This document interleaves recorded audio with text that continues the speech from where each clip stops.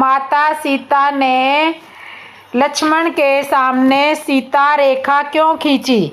लक्ष्मण श्री राम के छोटे भाई तथा शेषनाग के अवतार थे। श्री राम व माता सीता को अपने माता पिता तुल्य मानते थे, किंतु एक क्षण उनके जीवन में ऐसा आया जब उन्होंने समय को एकदम निस्सहाय महसूस किया था। वह यह क्षण था जब माता सीता ने उनके सामने सीता रेखा खींच दी थी तथा उन्हें सीमाओं में बांध दिया था। श्री राम के राज्य अभिषेक होने के कुछ दिनों के पश्चात अयोध्या की प्रजा द्वारा माता सीता की पवित्रता पर प्रश्न उठाए गए थे। इस बात का पता जब माता सीता को चला तो उन्होंने स्वयं ही श्री राम के द्वारा अपना त्याग करने तथा वन में जाने का निर्णय लिया। श्री राम ने उन्हें रोकने का बहुत प्रयास किया, लेकिन माता सीता उन्हें अपने वचनों में बांधकर वन की ओर प्रस्थान कर गई। इसकी जानकारी किसी को नहीं दी गई थी। केवल लक्ष्मण को माता सीता को वन में छोड़ने का आदेश मिला था। जब माता सीता लक्ष्मण के साथ रथ में बैठकर वन में पहुंच गई, तब उन्होंने लक्ष्मण को रथ रोकने तथा वहां से वापस लौट जाने को कहा। इस पर लक्ष्मण ने विलाप करने लगे और वापस जाने से मना कर दिया। उन्होंने माता सीता से कहा कि वे अकेले उन्हें वन में नहीं जाने देंगे तथा वे भी उनके साथ चलेंगे तथा एक पुत्र की भांति उनकी सेवा करेंगे। माता सीता ने लक्ष्मण को समझाने का बहुत प्रयास किया तथा वापस लौटकर प्रभु श्री राम की सेवा करने को कहा, लेकिन लक्ष्मण भावना में बहकर वहां से जाने को तैयार नहीं थे। वे लगातार हट कर रहे थे कि वे यहाँ से नहीं जाएंगे तथा माता सीता की सेवा करेंगे। माता सीता ने खींची रेखा तथा लक्ष्मण को बांध दिया सीमाओं ने। जब माता सीता ने देखा कि लक्ष्मण ऐसे नहीं मानेंगे, तब उन्होंने लक्ष्मण के सामने एक पेड़ की डाली रखी तथा कहा कि जिस प्रकार एक दिन उसने माता सीता के लिए रेखा खींची थी तथा उसे पार करने से मना किया था, उसी प्रकार आज वह लक्ष्मण के सामने सीता रेखा खींच रही है तथा एक माँ के नाते उन्हें आदेश तथा अपनी शपथ दे रही है कि वे इसे लांघकर उनके पीछे ना आए। इतना कहकर माता सीता उस डाली को पार करके वन की ओर चली गई। लक्ष्मण को अपनी माँ समान सीता से आदेश मिला था। जिस प्रकार वे बिल्कुल असहाय थे, वह व्यवस्था ऐसी थी कि वे चाहकर भी उस रेखा को पार नहीं कर सकते थे। इसलिए उन्हें विवश होकर पुनः अयोध्या लौटना पड़ा। तो इस प्रकार सीता ने लक्ष्मण के सामने सीता रेखा खींची। माता सीता ने लक्ष्मण को क्यों निगल लिया था?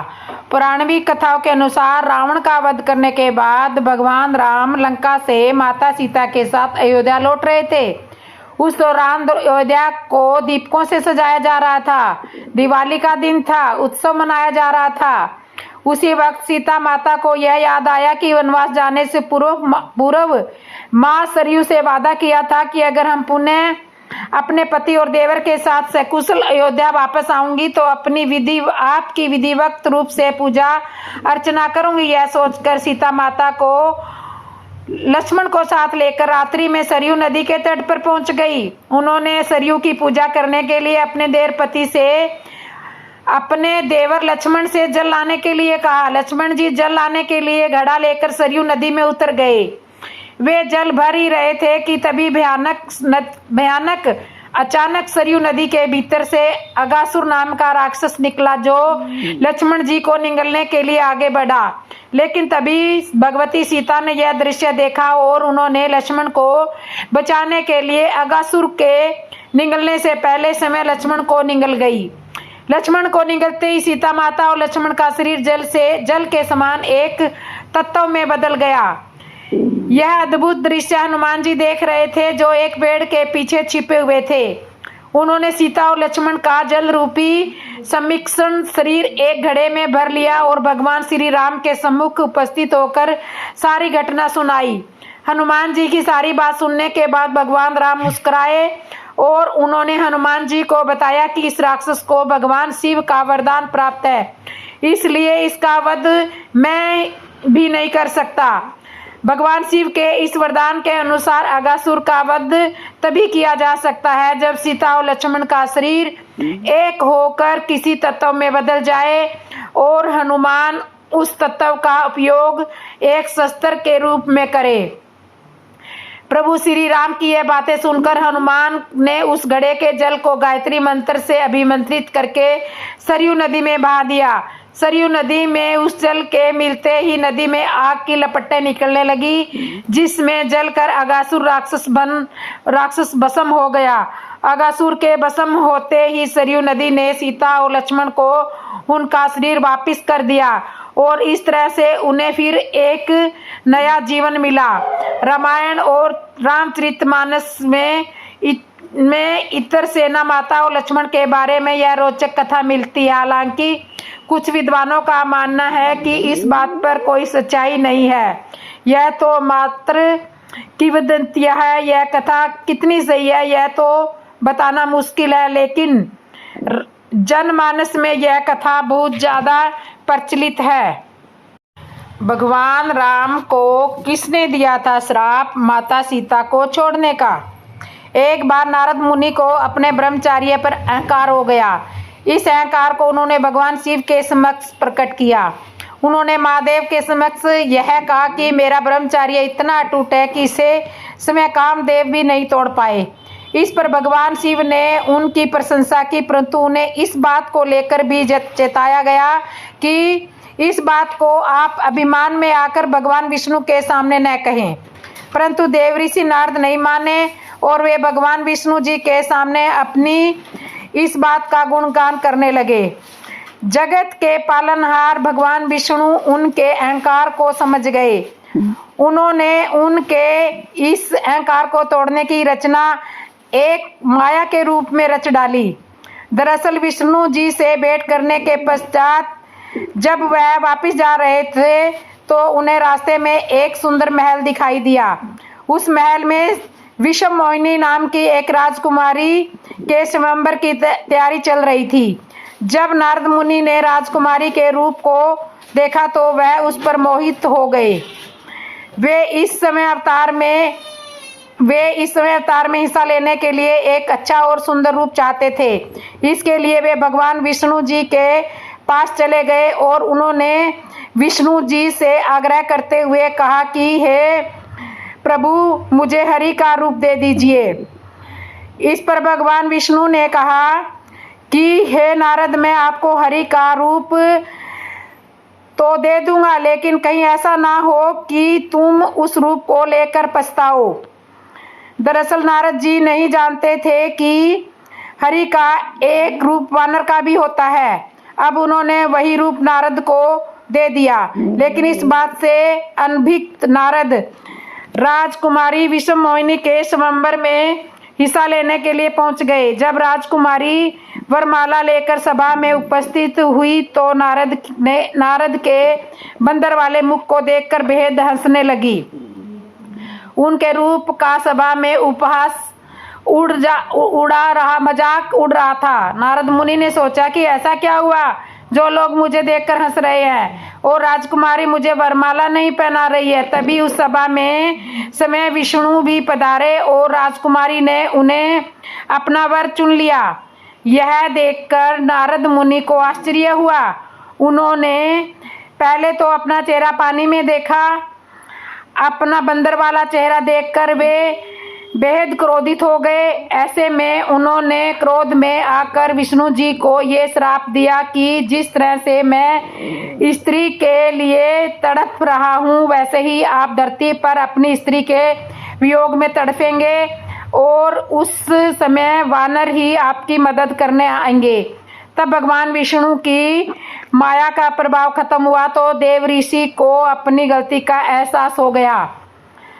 उन्होंने तुरंत ही भगवान विष्णु जी से क्षमा मांगी। तब भगवान विष्णु ने धरती पर प्रभु श्री राम के रूप में जन्म लिया तो उन्हें इसी श्राप के कारण माता का वियोग करना पड़ा। तो इस प्रकार नारद मुनि के श्राप के कारण ही त्रेता युग के अवतार श्री राम को अपनी पत्नी वियोग और वानरों की मदद लेनी पड़ी। दूसरा श्राप हम आपको बता दें कि बाली की पत्नी तारा एक अप्सरा थी जो कि समुद्र मंथन से बाली को प्राप्त हुई थी। तारा ने भगवान श्री राम को गुस्से में श्राप दे दिया।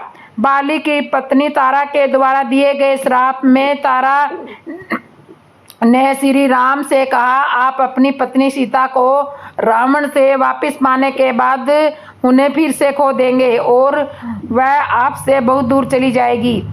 इसके अलावा तारा ने यह भी कहा कि अगले जन्म में उनकी मृत्यु उनके पति बाली द्वारा ही होगी।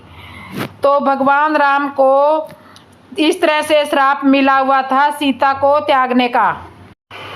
इस श्राप के कारण माता सीता को वनवास और पति से अलग रहना पड़ा। जब प्रभु श्री राम ने रावण का अंत कर दिया तब उनका वनवास के पश्चात अयोध्या में आगमन हुआ। इसके पश्चात बड़ी धूमधाम से उनका राज्याभिषेक कराया गया और उन्होंने प्रतिज्ञा ली कि अब से उनका कोई भी निजी जीवन नहीं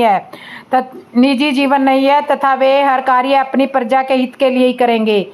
उनकी प्रजा किसी भी समय उनके सामने अपने दुख समस्या आदि लेकर आ सकती है तथा न्याय मांग सकती है। एक दिन जब श्री राम माता सीता तथा अपने परिवार के साथ बैठे हंसी ठिठोली कर रहे थे तभी उन्होंने अपने सैनिक द्वारा गुप्तचर के आने का पता चला। तब उन्होंने गुप्तचर से राज्य की स्थिति पर चर्चा की। तब उसने उन्हें बताया कि कल रात एक महिला राजभवन के द्वार पर आई थी। वह न्याय मांग रही थी लेकिन प्रहरी ने उसे सुबह आने का कहकर वापस भेज दिया। इस पर वह महिला क्रोध में हो गई तथा वहां से चली गई। गुप्तचर ने उसका पीछा किया लेकिन कुछ समय के पश्चात वह आंखों से ओझल हो गई। इस पर प्रभु श्री राम रुष्ट हो गए तथा आर्य समुद्र से इसके बारे में प्रश्न किया। उन्होंने ऐसी घटना फिर से घटित नहीं होने का आदेश दिया।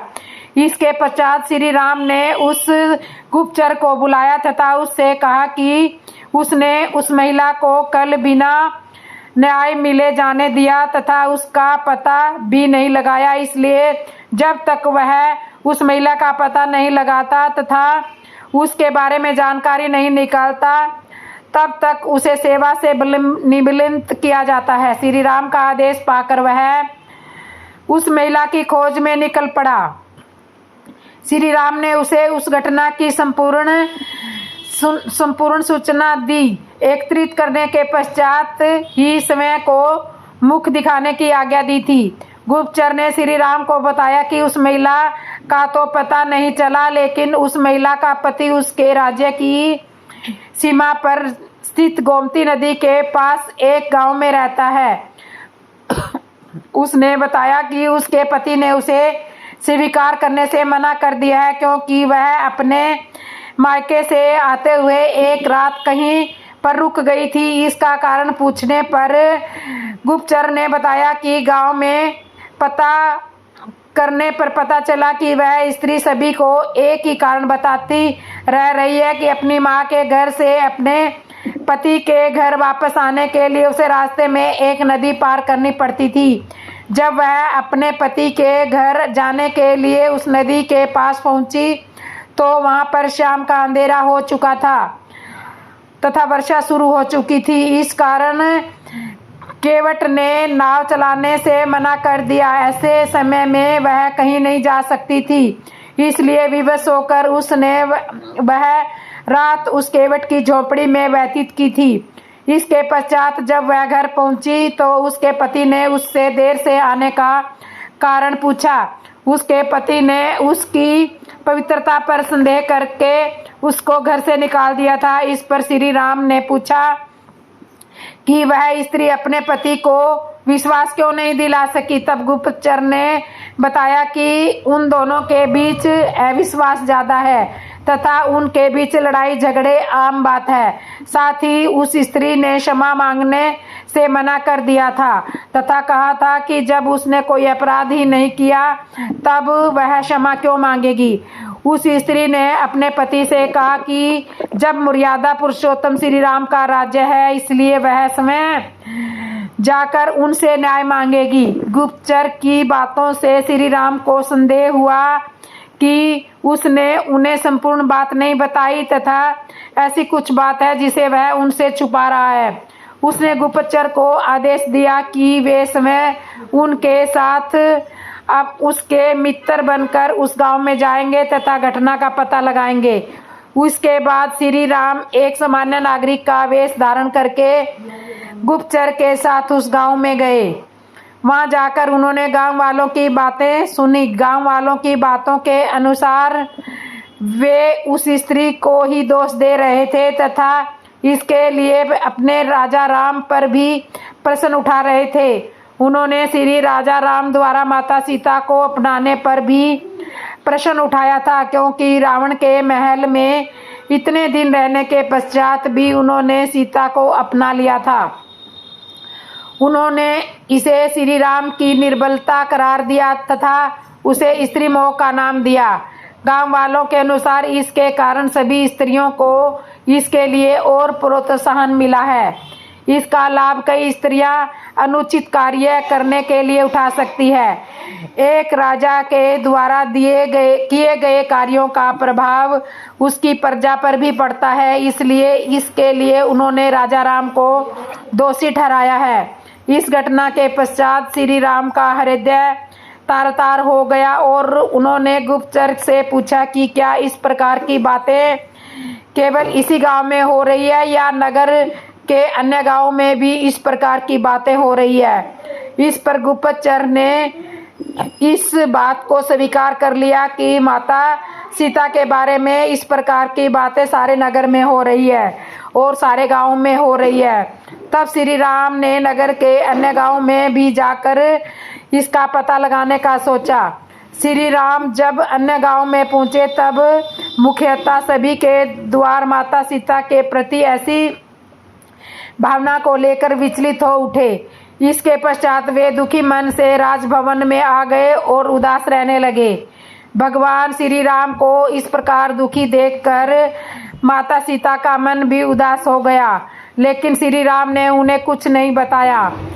इसलिए माता सीता ने अपने गुप्तचरों के माध्यम से इस बात का पता लगाया तथा उन्हें ज्ञात हुआ कि उनके बारे में अयोध्या के नगर में क्या क्या बातें हो रही है तथा श्री राम के दुख का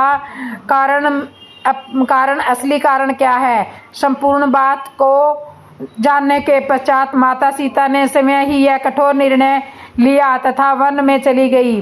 श्री राम ने उन्हें रोकने के लिए बहुत प्रयत्न किए, लेकिन माता सीता ने उन्हें वचनों से बांध दिया तथा वन की ओर प्रस्थान कर गई। इसके साथ माता सीता को पति वियोग और तोते द्वारा दिया गया श्राप भी पूरा हो गया। तो तोते के द्वारा दिए गए श्राप के कारण माता सीता को वन में जाना पड़ा और पति से दूर रहना पड़ा। माता सीता धरती में क्यों समा गई? पौराणिक कथा के अनुसार जब लव कुश बड़े हो गए तब वे दोनों अपने गुरु वाल्मीकि के आदेश अनुसार अयोध्या में गए तथा सभी को रामायण कथा सुनाई। अंत में उन्होंने राज दरबार में समय को श्री राम तथा माता सीता का पुत्र बताया। इसके पश्चात अयोध्या की प्रजा के द्वारा इस प्रश्न चिन्ह लगाया गया। श्री राम ने जब यह सुना तो लोक मत को ध्यान में रखकर उन्होंने सीता को समय यहाँ आकर इसका परिणाम देने को कहा तथा अपनी शुद्धता की शपथ लेने का आदेश दिया। माता सीता ने जब सुना तो उनका मन कुटित हो गया। इतने वर्षों से अयोध्या की प्रजा के मत को ध्यान में रखकर वे वन में रह रही थी तथा इसके पश्चात भी उनकी शुद्धता का परिणाम मांगा जा रहा है। इसलिए उन्होंने इस अपवाद को हमेशा के लिए समाप्त कर दिया तथा निश्चय किया कि जिससे आगे कभी यह समस्या खड़ी ही न हो। जब माता सीता राज दरबार में पहुंची तो वहां सभी के सामने उन्हें अपनी शुद्धता की शपथ लेने को कहा गया। यह सुनकर माता सीता ने सभी के सामने शपथ ली कि यदि उन्होंने मन, वचन तथा कर्म से केवल भगवान श्री राम को ही अपना पति माना है, अपने भगवान श्री राम की आराधना की है तथा उन्हें अपने पति के रूप में माना हो, तो इसी समय वह धरती फट जाए तथा वे उसमें समा जाए। माता सीता के इतना कहते ही एक जोरदार गर्जना हुई और धरती फटकर 2 हिस्सों में फट गई। उसमें से धरती माँ अवतरित हुई तथा माता सीता को अपने साथ लेकर चली गई। इस प्रकार माता सीता ने समय के लिए उपजे इस विवाद को हमेशा के लिए शांत कर दिया। तो माता सीता धरती में इस प्रकार से समा गई। लव कुश का जन्म। लव और कुश रामायण जिसकी रचना महर्षि वाल्मीकि द्वारा की गई थी, इसमें लव तथा कुश का महत्वपूर्ण योगदान होता है। वैसे तो ये दोनों भगवान राम के पुत्र थे, पर राम से अनजान थे। लव और कुश बड़े होनहार बालक थे। उनका जन्म तमसा नदी के किनारे वाल्मीकि के आश्रम में हुआ था। वे अपनी माता सीता के साथ वाल्मीकि आश्रम में रहते थे। बालकाल के समय महर्षि वाल्मीकि नियम का पालन पोषण किया और उन्हें संपूर्ण विज्ञान का ज्ञान भी दिया। लवकुश में स्त्री के सभी गुण विद्वान थे। छोटी सी अवस्था में वे अस्त्र शस्त्र चलाना सीख गए थे। पाठशाला में महत्वपूर्ण थी उनका निशाना वीर और साहसी गुरु वाल्मीकि रामायण की कथा सुना रहे थे। उन्होंने रामायण की कथा ध्यान से सुनी थी। रामायण की कथा का कार्यक्रम चल रहा था। एक दिन सीता ने आश्रम के बाहर कुछ और सुना तो उस तरफ दौड़ी चली गई और उन्होंने आश्रम में एक सुंदर घोड़ा आ गया ये देखा। उसे हमने पकड़ लिया है और एक पेड़ से बांध दिया है। घोड़ा किसका है, यहाँ कैसे आया, आप चल कर देखो। तो कहती हुई सीता लवकुश के साथ उस स्थान पर घोड़ा आभूषणों से सुशोभित था। उसकी गर्दन पर एक स्वर्ण पातक लटक रहा था। स्वर्ण पात्र पुराण कथा वह राजा रामचंद्र के अश्वमेध यज्ञ का सो था। यदि कृष्णा घबरा गई और सीता ने कहा कि उसे शीघ्र छोड़ दो। लव ने कहा, हम इसे नहीं छोड़ेंगे, यह बहुत सुंदर है, तुम नहीं जानते इसके पीछे से ना। तो सीता ने कहा, इसको छोड़ देंगे, हम ऐसे पकड़ा है जैसे हमें इसे पकड़ा है, हमारा है। कुछ बोला सीता ने, छोड़ दो नहीं तो हम यूज करती हैं। सीता धर्म लाने के लिए चली गई और इस तरह से लवकुश ने घोड़ा पकड़ा। लव और कुश के जीवन का परिचय। वाल्मीकि रामायण में प्रभु श्री राम के पुत्र लव और कुश की गाथा का वर्णन किया गया है। रामानंद सागर ने मूल रामायण से अलग उत्तरकांड पर आधारित उत्तर रामायण नामक सीरियल बनाया है। आओ जानते हैं कि लव और कुश के बारे में संक्षिप्त जानकारी। लव और कुश का जन्म सीता माता जब गर्भवती थी तब उन्होंने एक दिन राम से एक बार तपोवन घूमने की इच्छा व्यक्त की, किंतु राम ने वंश को कलंक से बचाने के लिए लक्ष्मण से कहा कि वे सीता को तपोवन में छोड़ आए। हालांकि कुछ जगह उल्लेख है कि श्री राम का सम्मान उनकी प्रजा के बीच बना रहे, इसके लिए उन्होंने अयोध्या का महल छोड़ दिया और वन में जाकर वे वाल्मीकि आश्रम में रहने लगी। वे गर्भवती थी और इसी अवस्था में उन्होंने अपना घर छोड़ा था। वाल्मीकि आश्रम से सीता ने लव और कुश नामक 2 जुड़वा बच्चों को जन्म दिया था। लव और कुश की पढ़ाई लिखाई से लेकर विभिन्न कलाओं में निपुण होने के पीछे महर्षि वाल्मीकि जी का हाथ था। उन्होंने ही दोनों राजकुमारों को हर तरह की शिक्षा और विद्या में प्रणगत किया था। महर्षि वाल्मीकि ने लव और कुश को रामायण भी पढ़ाई थी। कहते हैं कि लव और कुश को कुछ समय तक यह ज्ञात ही नहीं था कि उनके पिता प्रभु श्री राम है। कहते हैं कि एक बार राम ने अश्वमेध यज्ञ किया और यज्ञ का सफेद घोड़ा छोड़ दिया। घोड़ा जहाँ जहाँ जाता था वहाँ के राजा अयोध्या की अधीनता स्वीकार कर लेते थे और युद्ध उसके पराजित हो जाता था। यह घोड़ा भटकते हुए जंगल में आ गया। वहाँ लव और कुश ने इसे पकड़ लिया। घोड़ा पकड़ने का अर्थ है अयोध्या के राजा को चुनौती देना। राम को जया इस बात का पता चला कि किन्हीं सुकुमारों ने घोड़ा पकड़ लिया तो पहले उसका आशय जानने के लिए दूत भेजे। जब यह पता चला कि लव और कुश घोड़ा छोड़ने को तैयार ही नहीं है तो वे चुनौती दे रहे हैं, तो श्री राम के भाइयों भरत, शत्रुघ्न और लक्ष्मण के साथ लव कुश का युद्ध हुआ, लेकिन सभी भाई पराजित होकर लौट आए। यह देखकर श्री राम को खुद ही युद्ध करना आना पड़ा, लेकिन युद्ध का कोई परिणाम नहीं निकला। तब राम ने दोनों बालकों की योग्यता देखते हुए उन्हें यज्ञ में शामिल होने का निमंत्रण दिया। नगर में पहुंचकर लव और कुश ने राम की गाथा का गुणगान किया और दरबार में उन्होंने माता सीता की व्यथा कथा गाकर सुनाई। यह सुन और देखकर प्रभु श्री राम को यह पता चला कि लव और कुश उन्हीं के बेटे हैं। उन्हें तब बहुत दुख हुआ और वे सीता को पुनः राजमहल में ले आए। भरत के 2 पुत्र थे, तात और पुष्कर। लक्ष्मण के पुत्र चित्रांगद और चित्रकेतु और शत्रु के पुत्र सुबाहु और सूरसेन थे।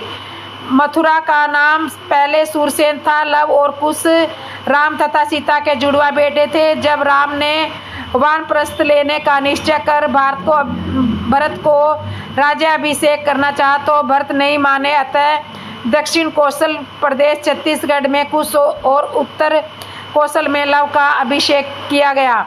राम के काल से भी कौशल राज्य उत्तर कौशल और दक्षिण कौशल में विभाजित था। कालिदास में रघुवंश अनुसार राम ने अपने पुत्र लव को श्रावती और कुश को कुशावती का राज्य दिया। कुशावती को श्रावस्ती माने और निश्चय ही लव का राज्य उत्तर भारत में था और कुश का दक्षिण कौशल में था। कुश की राजधानी कुशावती आज के बिलासपुर जिले में थी। कौशला को राम की माता कौशल्या की जन्मभूमि माना जाता है। रघुवंश के अनुसार कुश को अयोध्या जाने के लिए विंध्याचल को पार करना पड़ा था। इससे भी सिद्ध होता है कि उनका राज्य दक्षिण कौशल में भी था। राजा लव से राघव राजपूतों का जन्म हुआ, जिनसे बरगुजर, जयास और सिक्कार वारों का वंश चला। इसकी तीसरी शाखा थी सिसोदिया राजपूत वंश की, जिसमें बछला और गहलोत वंश के राजा हुए। कुश से कुशवाहा राजपूतों का वंश चला। ऐतिहासिक तथ्यों के अनुसार लव ने लवपुरी नगरी की स्थापना की थी, जो वर्तमान में पाकिस्तान स्थित लाहौर में है। यहाँ एक किले में लव का एक मंदिर भी बना हुआ है। लवपुरी को बाद में लाहौपुरी कहा जाने लगा। दक्षिण पूर्व एशियाई देश अल्हो थाई नगर लोभपुरी दोनों ही उनके नाम पर रखे गए स्थान है। राम के दोनों पुत्रों में कुश का वंश आगे बढ़ा तो कुश से अतिथि से निस्थन और नभ से पुंडरीक से सेमाक्स और देवानिक से अहिनेक से रूस से पविवाद से दल से छल से सब पंडवों से शीघ्र मरु से और इस प्रकार से हर्थमय और सिरधार्थ का जन्म हुआ। कुश वंश के राजा सिरधार को माता सीता की एक पुत्री हुई थी। कुश वंश के राजा सिरध्वज को सीता नाम की एक पुत्री पैदा हुई थी। सूर्यवंश इसे आगे भी बढ़ा, जिससे कृति नामक राजा का पुत्र जनक हुआ, जिससे योग मार्ग का रास्ता अपनाया। कुश वंश से ही कुशवाहा मौर्य सैनी शाक्य संप्रदाय की स्थापना मानी जाती है। एक सौदानुसार लव और कुश की 50वीं पीढ़ी से सुलह हुए तो महाभारत युद्ध में कौरवों की ओर से लड़े थे। भगवान श्री राम के बाद लव ने श्रावती बसाई और इसका स्वतंत्र उल्लेख अगले 800 वर्षों तक मिलता रहा। तो ये थी राम और सीता के लव कुश की कहानी। तो क्या श्री राम ने सीता को छोड़ दिया था? जानिए। रावण के पास रहने के कारण सीता के प्रति समाज के एक वर्ग में संदेह उत्पन्न हो गया था। लोगों का विश्वास नहीं हुआ कि माँ सीता पहले की तरह ही पवित्र और सती है। समाज में यह धारणा भी प्रचलित है कि माता सीता को भगवान राम ने समाज द्वारा सवाल उठाए जाने पर अपनी प्रतिष्ठा बचाए रखने के लिए छोड़ दिया था। राम पर यह प्रकोप कहाँ तक उचित है? क्या सचमुच राम ने सीता को छोड़ दिया था या नहीं? कुछ कहते हैं कि राम ने सीता को नहीं, सीता ने ही राम को दुविधा जानकर राम को छोड़ दिया था। रामानंद सागर की उत्तर रामायण में ऐसा ही बताया गया है। लंका में सीता को पहचान कर उनके व्यक्तित्व की प्रशंसा करते हुए हनुमान जी ने कहा ऐसी सीता के बिना जीवित रहकर राम ने सचमुच ही बड़ा दुष्कर कार्य किया है। इसके लिए यदि राम समुद्र पृथ्वी को लपट दे तो भी मेरी समझ में उचित नहीं होगा। त्रैलोक्य का राज्य सीता जी की एक कला के बराबर भी नहीं है। वाल्मीकि रामायण में सीता परित्याग की कथा मिलती है। इस कथा के प्रभु श्री राम सीता का परित्याग नहीं करना चाहते थे, किंतु वे इस बात के लिए विवश हो जाते और अपने भाइयों से अपने मन की व्यथा बताते कि किस तरह नगरवासी सीता और मेरे बारे में क्या क्या कह रहे हैं। फिर वे सीता से वार्तालाप करते हैं। अंत में वे लक्ष्मण को आदेश देते हैं कि तुम सीता को गंगा के उस पार तमसा नदी के तट पर वाल्मीकि के आश्रम में छोड़ आओ। लक्ष्मण ने तपोवन में पहुंचकर अत्यंत दुखी मन से सीता से कहा, माते मैं आपको यहाँ वापस नहीं ले जा सकता क्योंकि यही आज्ञा है मेरा। यह ऐसा कहकर लक्ष्मण ने सब कुछ कह सुनाया और लौट आए। तपोवन में सीता को वाल्मीकि ने अपने आश्रम में स्थान दिया। उसी आश्रम में सीता ने लव और कुश नाम के 2 पुत्रों को जन्म दिया। बालकों का लालन पालन भी इसी आश्रम में हुआ। विपिन किशोर सिन्हा ने एक छोटी सी पुस्तक में लिखा है जिसका नाम है राम ने सीता परित्याग कभी नहीं किया। यह किताब संस्कृत शोध एवं प्रकाशन वाराणसी ने प्रकाशित की है, जो इसमें बताते हैं कि राम ने कभी भी सीता का त्याग नहीं किया था। जिस सीता के लिए राम एक पल भी नहीं रह सकते थे और जिसके लिए उन्होंने सबसे बड़ा युद्ध लड़ा था, वह किसी व्यक्ति और समाज के कहने पर क्या वो सीता को छोड़ सकते थे? राम को महान आदर्श चरित और भगवान राम माना जाता है। वे किसी ऐसे समाज के लिए सीता को कभी नहीं छोड़ सकते थे जो दकीना सुनी बिना सोचे समझे हो रहा हो। इसके लिए उन्हें फिर से राजपाट छोड़कर वन में जाना होता तो वे चले जाते। अब सवाल ये उठता है कि रामायण में तो ऐसा कहीं नहीं लिखा कि राम ने सीता को कलंक से बचने के लिए छोड़ दिया था। दरअसल शौर्यकर्ता मानते हैं कि रामायण का उत्तराखंड कभी वाल्मीकि जी ने लिखा ही नहीं जिसमें सीता परित्याग की बात कही गई हो। राम कथा पर सबसे धार्मिक शोध करने वाले वाल्मीकि रामायण का उत्तराखंड मूल रामायण के बाद कुछ भी पूर्णतः नहीं है। लेखक के अनुसार वाल्मीकि रामायण राम पर लिखा गया ग्रंथ है जो निश्चय रूप से बौद्ध धर्म के अद्भुत में लिखा गया है। रामायण भी कई पीढ़ियों से जुड़ी हुई है। तो दोस्तों, आपको ये वीडियो कैसे लगी? अगर अच्छी लगी हो तो वीडियो को सब्सक्राइब करना, लाइक करना, कमेंट करना और बेल आइकन बटन जरूर दबा लेना। तो ऐसे ही सुंदर सुंदर कथाओं को सुनने के लिए आप मेरे चैनल को आगे से आगे शेयर करो, कमेंट करो और बेल आइकन बटन दबा लो और कमेंट में जय श्री राम जरूर लिख दो। बोलो जय श्री राम। आप भगवान राम मांसाहारी थे। बहुत से लोग जो मांसाहार करते हैं, अगर उन्हें पशुओं के प्रति क्रूरता को रोकने के लिए कहा जाए तो उनके पक्ष में यह तर्क रहता है कि जब महापुरुष ज्ञानी लोग, यहाँ तक कि भगवान श्री राम मांसाहारी थे, तो आप हमें क्यों अंडे, मुर्गी, बकरे इत्यादि खाने से रोकते हो? इस तरह के तर्क सुनकर अक्सर इंसान का दिल धक से रह जाता है। तो आज आपको इस प्रश्न का जवाब क्या है? भगवान राम मांसाहारी थे? सीधे और सरल शब्दों में देंगे जवाब। पर इससे पहले ऐसे लोग जो भगवान श्री राम को अनादर करते हैं, उनके बारे में कुटिल शब्द बोलते हैं, उनके लिए यह समझाना जरूरी हो जाता है। तो जी नहीं, राम शाकाहारी भोजन करने वाले एक सात्विक पुरुष थे। इस बात की पुष्टि स्वयं रामायण में की गई है। आप पाएंगे चाहे राम द्वारा जंगल में 14 वर्ष का वनवास बिताना हो या फिर एक राजा के तौर पर सिंहासन पर बैठते हुए हमेशा उन्होंने कंदमूल और शाकाहारी भोजन अपनाया। जब गुरु विश्वामित्र ताड़का का वध करके हेतु राम को लक्ष्मण को अपने साथ लेकर चलते हैं तो एक राजपुत्र होने के बाद भी दोनों भाई भोजन के लिए जंगलों में कंदमूल फलों पर आश्रित रहते हैं। उनके मन में कदापि यह भाव नहीं रहता कि हम एक राजपुत्र हैं और मांसाहार का सेवन करेंगे।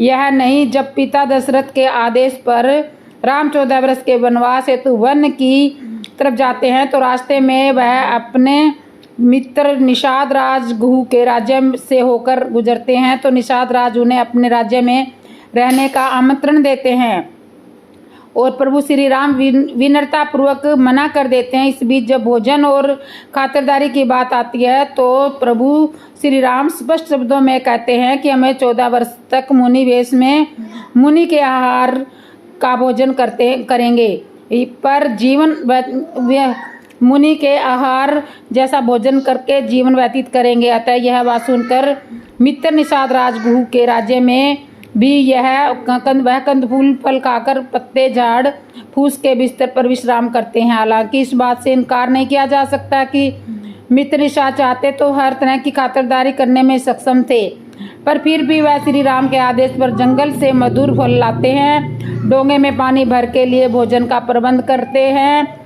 इस तरह राम के जीवन की हर यात्रा में हमें यह सात्विक भोजन करते दिखाई देते हैं। पर वे लोग जो राम से विमुख है वे राम जैसे आदर्श व्यक्तित्व के मात्र जहर उगलते हैं, उनमें कमियां और खोट निकालते हैं ताकि अपना स्वार्थ सिद्ध किया जा सके। राम के जीवन को समझने के लिए रामायण एक श्रेष्ठ ग्रंथ है, जिसका अध्ययन करने पर ज्ञात होता है कि राम जहाँ निडरता वीरता के सूचक है, वहीं रामायण सिखलाती है कि एक सामान्य पुरुष की भांति भाई लक्ष्मण के मूर्छित होने पर उनकी आंखों से झरझर आंसू गिरते हैं। राम एक राजा मर्यादा पुरुषोत्तम होने के साथ साथ एक क्षत्रिय भी थे, जिन्होंने अपनी वीरता श्रेष्ठ धनुषधारी कला के फलस्वरूप जीवन काल में अनेक बड़े बड़े राक्षसों को मृत्यु की सजा पर सुलाया है। राम की वीरता के अनेकों किस्से और प्रमाण रामायण में भली भांति देखने को मिल जाते हैं। अब प्रश्न की जब बात है कि शाकाहारी थे तो उन्हें हिरण बाघ जैसे वन्य जानवरों को मारने की क्या आवश्यकता थी, तो जवाब है खेल या रणभूमि में विजय पाने हेतु पहले कठिन प्रयास की आवश्यकता होती है और आखेट करना क्षत्रियों का व्यायाम है ताकि बलिष्ठ जानवरों का संहार किया जा सके। अतः जिस प्रकार एक चिकित्सक को मेंढक चूहे इत्यादि जीवों के शरीर को फाड़कर उनकी शारीरिक संरचना को समझना होता है ताकि वह श्रेष्ठ डॉक्टर बनकर मरीजों की सफलतापूर्वक इलाज कर सके, इसका अर्थ कदापि नहीं कि वह डॉक्टर मांसाहार करे। यह तो उनकी व्यवस्था है, एक प्रक्रिया है जो उनके लक्ष्य की पूर्ति में सहायक है। उसी प्रकार राम आखेट अपने समाद के लिए कभी अपितु राक्षसों को ढेर करने के लिए करते थे, जिस कार्य में अथक प्रयास और सावधानी की आवश्यकता होती है। सोचिए, हिरण को मारने के लिए कितनी फुर्ती, धैर्य और कुशलता की आवश्यकता है। यूं ही नहीं उसका शिकार किया जा सकता। अतः वे लोग जो कहते हैं राम शिकार क्यों करते थे, उन्हें समझना चाहिए कि आदि काल में आखेट रणभूमि में दुश्मनों को ढेर करने के लिए प्रयास का एक श्रेष्ठ तरीका माना जाता था, पर जिन्हें स्वाद लग चुका है मांस खाने का, उनके लिए कठिन होगा इस बात को समझना, पर इस तरह के कृत्य करते रहेंगे, लेकिन इससे राम को कोई हानि नहीं होगी, अपितु नुकसान समय का होगा। राम वो जिनके हृदय में प्रेम है, निडरता और वीरता है। राम वो जिनके जीवन में सच्चाई है और ईमानदारी के प्रति संपूर्ण का भाव है। राम का संपूर्ण जीवन ही हमारे लिए आदर्श है। पर रामायण के मात्र अध्ययन कर लेने से और दिवाली इत्यादि त्योहार मना लेने से और राम कह लेने भर से राम हमारे जीवन में नहीं आ सकते। राम से न हमने त्याग सीखा, न समर्पण सीखा, न मर्यादा सीखी और न ही कर्तव्यनिष्ठा अपने जीवन में ला पाए। राम हमारे खातिर बैकुंठ लोक से इस पृथ्वी पर आ गए, पर हम ऐसे लोग हैं जो फिर भी ना समझ ही रह गए। राम के चरित्र से सीख लेकर जीवन को सार्थक बनाने की बजाय हम लोग ऐसे हैं जो कभी प्रश्न करते हैं, राम सेतु कहाँ बना था। राम के पैरों की खोज देखते हैं, कभी उनकी खोट देखते हैं, उनमें कमियां ढूंढते हैं, लेकिन हमारे जीवन में कितनी सच्चाई है, कितना प्रेम है, कितनी निडरता, कितना सत्य के प्रति स्मरण है, हम कभी जान नहीं पाते। और जब तक हम राम के जीवन में कमियां बुराइयां खोजते रहेंगे, तब तक समय का जीवन बेहतर नहीं बना पाएंगे। तो साथियों, इस लेख का अध्ययन करने के पश्चात आप समझ गए होंगे कि क्या राम मांसाहारी थे अथवा नहीं। आशा है इस लेख को पढ़कर हम जीवन में राम के चरित्र को समझकर उन्हें अपने जीवन में लाने का प्रयास करेंगे।